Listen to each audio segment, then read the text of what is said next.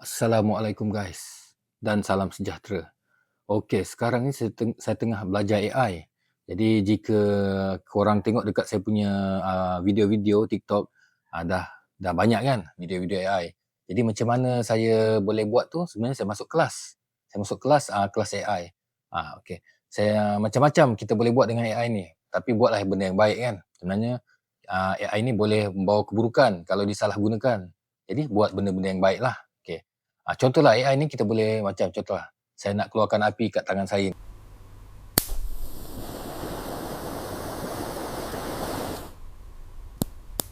Alah.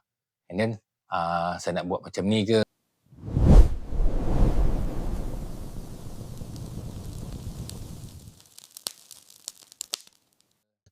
Saya nak tukar muka saya ni ke, macam ni.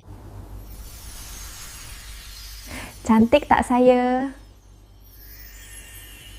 Kan? Boleh tukar. Macam-macam. Okey. Macam mana cara dia?